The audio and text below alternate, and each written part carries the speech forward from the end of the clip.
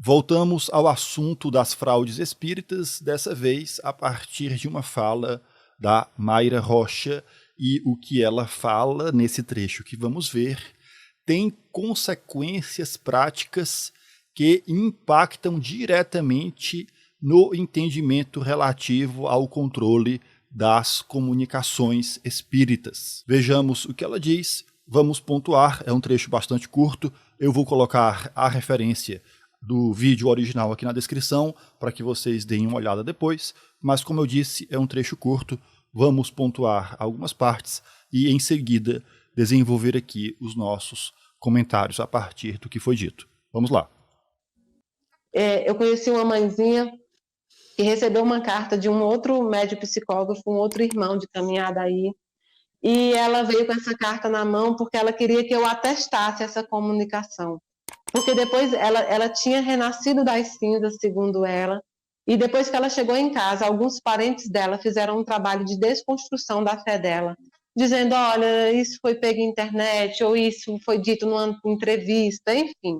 Desconstruíram o formato da carta para ela, e ela entrou num processo de depressão muito grande e veio até Brasília para que eu dissesse se aquela carta era de fato verdadeira. E aí eu pergunto... Primeira pausa. Esse trabalho de desconstrução feito pelos familiares tinha fundamento, uma vez que ninguém é obrigado a sair acreditando? É legítimo que os familiares eventualmente desconfiem da veracidade da carta consoladora. Se os familiares chegaram a essa conclusão ou perceberam que muitas das informações contidas na carta, na suposta carta consoladora, eram informações que estavam na internet, convenhamos. Então havia motivo para, de fato, eles levantarem o questionamento em cima daquela carta psicografada. Mas como nós vamos ver, Mayra não entra no mérito da veracidade da comunicação. Ela vai desenvolver aqui um comentário que coloca a veracidade da comunicação em um outro lugar, que passa a ter uma importância menor. Isto porque, como foi dito, a pessoa a procurou a fim de que ela fizesse o controle daquela comunicação, beleza? Voltemos à fala. O formato da carta para ela, e ela entrou num processo de depressão muito grande e veio até Brasília para que eu dissesse se aquela carta era de fato verdadeira. E aí eu perguntei para ela, esse médico que te entregou a carta, ele tinha algum outro interesse a não ser a sua consolação? Essa é uma pergunta que é difícil nós sabermos a resposta, porque nós não temos como entrar na consciência do médium. Porque, a princípio, quando se pergunta isso, se o médium tinha algum outro interesse, qual é a referência aqui?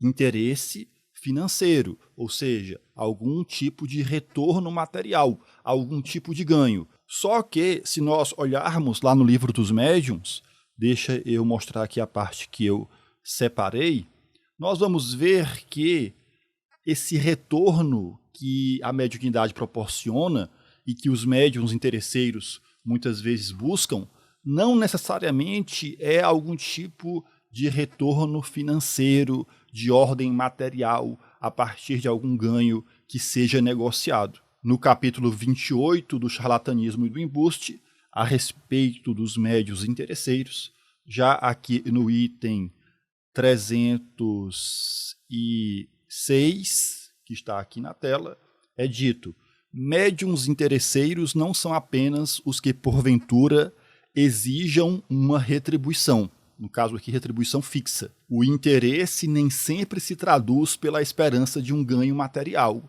mas também pelas ambições de toda sorte, sobre as quais se fundem esperanças pessoais. Ou seja, as esperanças pessoais do indivíduo movido pelo interesse vão além de algum tipo de retribuição que ele venha a ganhar a partir daquele serviço que oferece. Não necessariamente o interesse se limite apenas a isso, porque o interesse pode estar almejando, por exemplo, coisas como fama, popularidade, reconhecimento, tudo isso está em jogo, uma vez que esse tipo de trabalho proporciona projeção social. Como eu dizia, tudo isso pode ser muito difícil de ser verificado pelo indivíduo que procura o médium, uma vez que não necessariamente haverá ali qualquer tipo de troca, qualquer tipo de retribuição material em razão da carta consoladora que foi dirigida à pessoa. Feita essa consideração, voltemos à fala para ver o que continua a ser dito. Deixa eu aprontar aqui. Carta verdadeira. Veio até Brasília para que eu dissesse se aquela carta era de fato verdadeira. E aí eu perguntei para ela, esse médium que te entregou a carta, ele tinha algum outro interesse a não ser a sua consolação? Ela disse não. Ele te conhecia? Não. Você sabe qual é a função do médium? A gente não conhece as pessoas que vai travar o nosso caminho, que vão passar, mas nós temos a missão de entregar essas comunicações para mudar as vidas, tanto do encarnado como do desencarnado também, para ter a tranquilidade nos dois planos. E ela ficou escutando, e eu disse, e essa pessoa que desconstruiu? Atenção.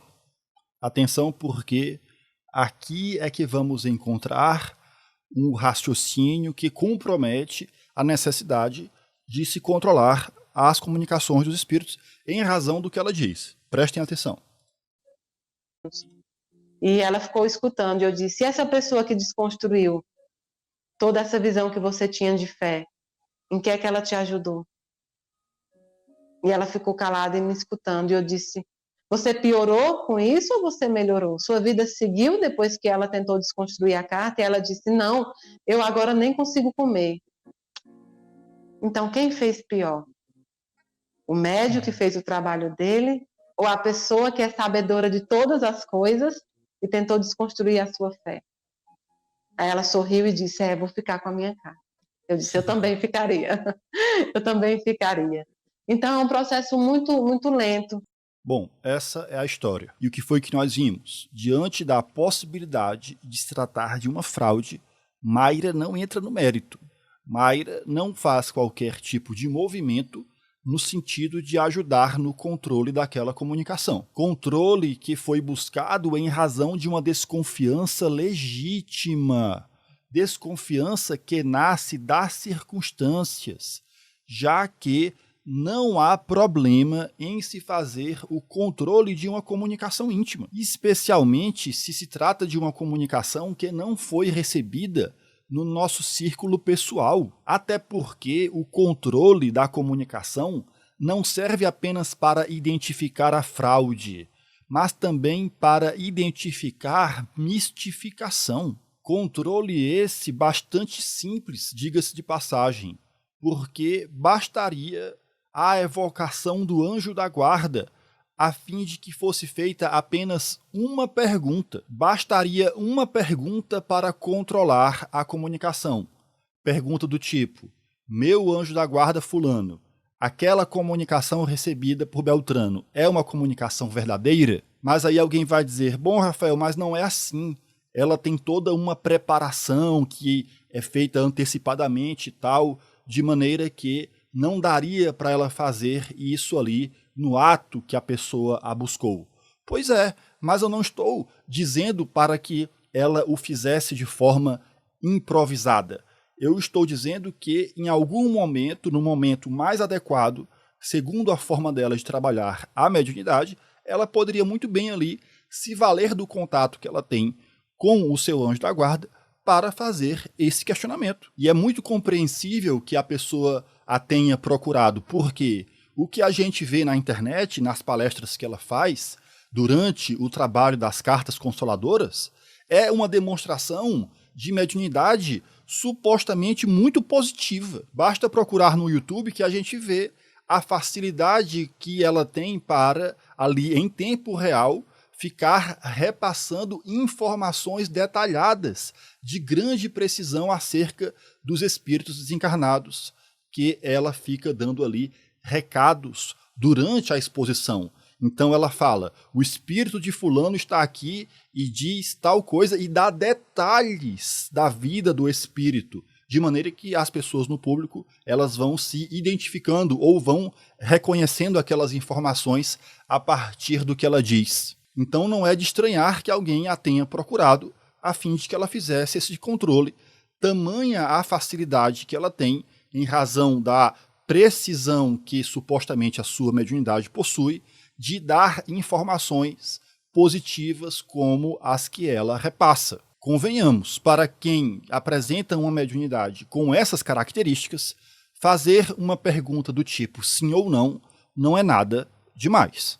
Então essa seria a primeira questão, aqui a falta de familiaridade com o controle proposto por Kardec, não é feito nada nesse sentido. Mas Mayra não só não faz o controle, não só ela não faz, como argumenta no sentido contrário, pois ela subverte a lógica de uma forma que o controle se torna até desnecessário. Quando ela pergunta se quem a ajudou mais foi a suposta carta ou o questionamento das pessoas que apontaram a possibilidade de fraude, isso dá margem para que as fraudes sejam admitidas desde que sirvam para o bem das pessoas. Por esse raciocínio que ela desenvolveu, a verdade passa a ter uma importância secundária, porque o mais importante é a consolação proporcionada pela carta. Diante da suspeita de se tratar de uma fraude,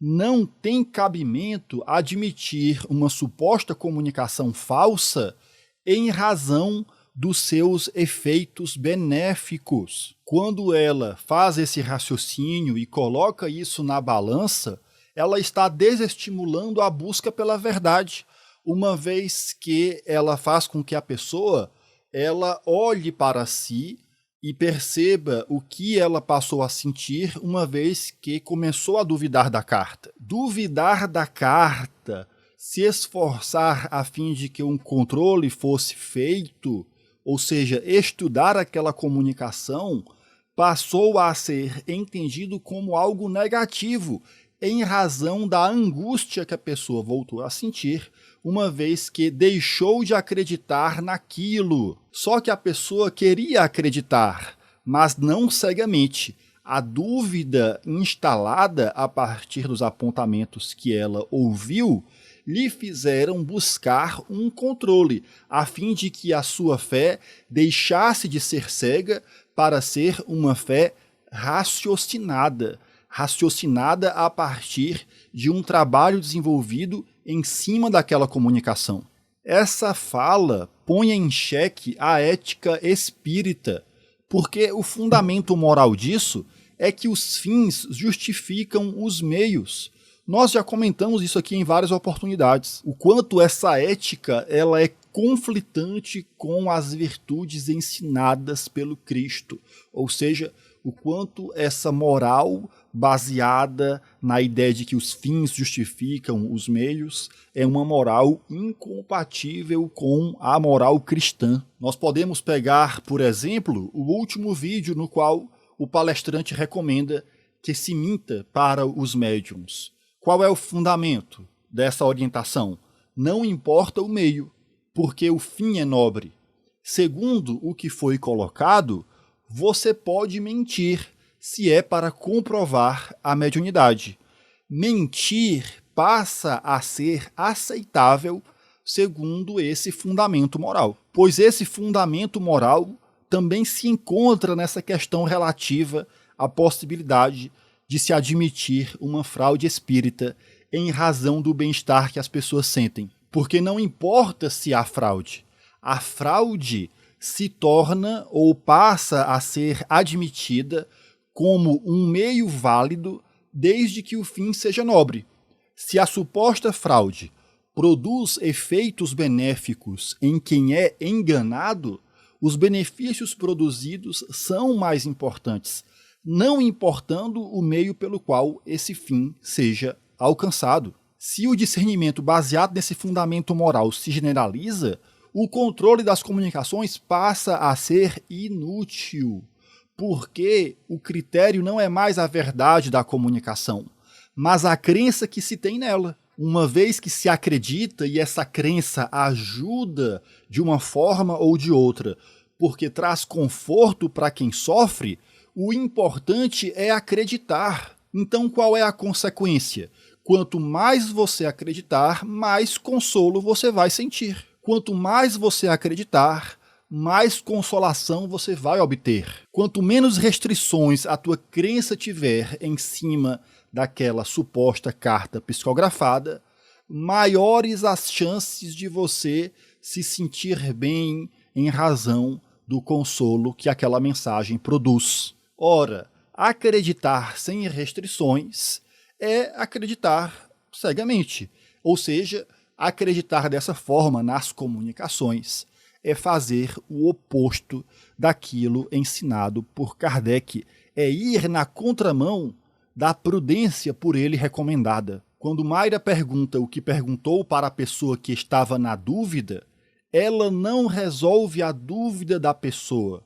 Ela indica que é melhor não duvidar, porque se ficar na dúvida, vai sofrer. Se duvidar da carta é o mesmo que voltar a sofrer, então o melhor é aceitar, sem se preocupar se foi enganada ou não. Então vejamos o quanto essa fala ela é problemática em si, enquanto orientação relativa à necessidade de se controlar as comunicações, algo que, como eu disse, vai na contramão daquilo que Allan Kardec nos orienta.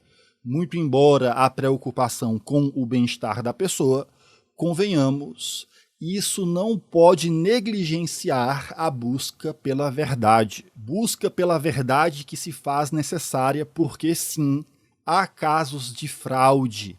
Esse trabalho das cartas consoladoras é alvo de fraudes e é preciso que todos nós estejamos atentos. Inclusive, esse diálogo me fez lembrar de uma matéria no Fantástico, no qual eles apresentam um falso vidente. Vocês devem lembrar, deixa eu separar aqui o vídeo, é uma matéria bastante antiga, no qual eles colocam um falso vidente e, a partir de informações encontradas na internet, o falso vidente vai ali repassando conselhos, comentando coisas com as pessoas, e as pessoas vão ficando ali surpresas com as informações que elas estão ouvindo, porque tudo está sendo consultado na internet. Na época isso repercutiu bastante, deixa eu colocar aqui para a gente dar uma olhada. Olha só, essa é uma matéria de 2012.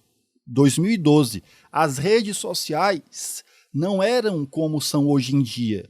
A coisa era muito mais restrita do que é hoje. Os nossos dados, as nossas informações encontram-se aí na nuvem muito mais acessíveis do que naquela época. E já naquela época foi possível aí reproduzir um falso vidente a partir de informações que foram encontradas nas redes sociais. Deixa eu colocar aqui para a gente dar uma olhadinha. Buscar a sua energia, tá bom? Jéssica é um nome que vem na minha cabeça. E começa a revelar segredos, nomes de pessoas queridas. João Vitor, pode ser? Pode. Eu enxergo uma pessoa da sua família que você gosta muito, muito. Vera Lúcia. É, Vera Lúcia? Uma pessoa muito especial na sua vida. Olha lá, a pessoa se emocionando. Eu enxergo ela sempre presente com você. Mariana, o nome dela, acho que é sua mãe. Datas importantes. 1982. Datas. Os lugares por onde a pessoa andou recentemente. O que toca fundo. Sempre outra pessoa próxima a você. Uma mulher. Você tem o nome de Carmen. Conhece alguma Carmen? A tua mãe? Mãe sempre tá perto mesmo. Ela também gosta muito de você. Vai estar sempre perto de você. Como ele sabe de tudo isso? Desse poder Pronto, aí impressionante. revelam no final.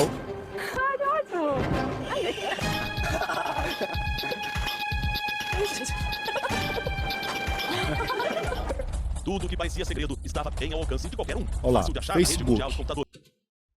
E a coisa era muito mais restrita do que é hoje. Então está aí algo que a gente precisa estar sempre atento. As cartas consoladoras são sim alvo de fraude e nós precisamos estar atentos, porque se aquelas informações que encontram-se na carta estão todas disponíveis na internet, isso é sim motivo para desconfiança. Ninguém é obrigado a sair acreditando em tudo, ainda mais se as informações que são repassadas com tamanha precisão são informações que podem ser alcançadas através das redes sociais.